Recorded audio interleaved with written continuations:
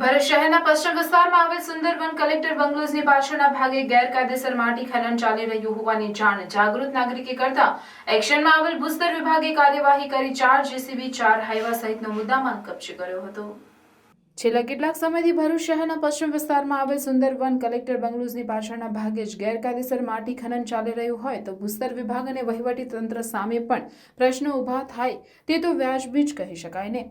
આ અગાઉ પણ ભરૂચમાં ગેરકાયદેસર રીતે માટી ખનન કરવામાં આવી રહ્યું હોય તેવા અનેક વિડીયો સોશિયલ મીડિયામાં વાયરલ પણ થયા છે, જેને કારણે ભૂસ્તર વિભાગ અને વહીવટી તંત્રએ સોશિયલ મીડિયા પર ફટકારનો સામનો પણ કરવો પડેલ છે। ત્યારે સુંદરવન કલેક્ટર બંગલોઝની પાછળના ભાગે જ ગેરકાયદેસર માટી ખનન ચાલી રહ્યું હતું તે અંગેની જાણ પણ એક જાગૃત નાગરિક દ્વારા કરવામાં આવી હતી। જાગૃત નાગરિકે ગેરકાયદેસર માટી ખનન અંગેની જાણ કર્યા બાદ ભૂસ્તર વિભાગ એક્શન મોડમાં આવ્યો હતો અને ભૂસ્તર વિભાગે 4 જેસીબી 4 હાઈવા સહિતનો મુદ્દામાલ કબજે કર્યો હતો।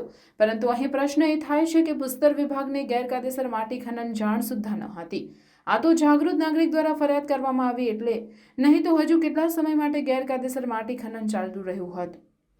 માટી એ કુદરતી સંપત્તિ છે, તેનો ઉપયોગ કરવા માટે ભૂસ્તર વિભાગ પાસેથી પરવાનગી લેવાની હોય છે અને રોયલ્ટી ભરવાની હોય છે, પરંતુ અહીં તો કોઈ પણ પ્રકારની રોયલ્ટી ભર્યા વગર જ માટી ખનન કરીને હાઈવા ટ્રક ભરીને માટીને સગે વગે કરી દેવામાં આવે છે। સમગ્ર મામલાને લઈને વહીવટીતંત્રની બેદરકારી ક્યાંક ને ક્યાંક જોવા મળી રહી છે।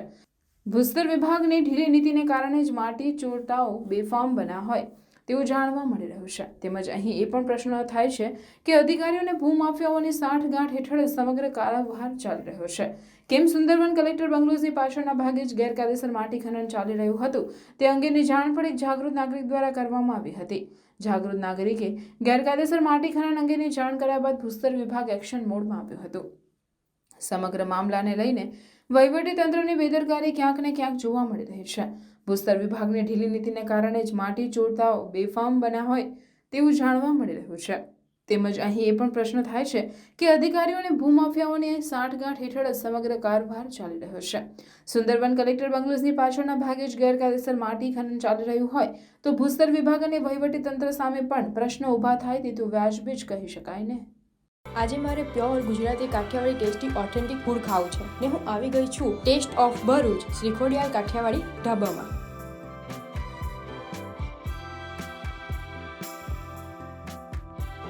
આટલી બધી વેરાયટી અને તે પણ કાઠિયાવાડી ફૂડમાં ભાઈ મેં તો બીજે ક્યાંય નથી જોઈ।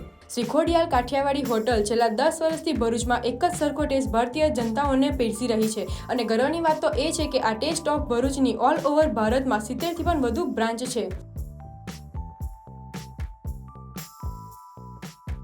આ છે બેકમેન હોલ જેની કેપેસિટી છે 200 થી 300 માણસોની અને તમે ફેમિલીનું get together, birthday party, ring ceremony, કોઈ પણ જાતના ફંક્શન અને કોઈ રીતની મીટિંગ યા તો કોઈ પણ જાતના ફંક્શન અહીંયા કરી શકો છો।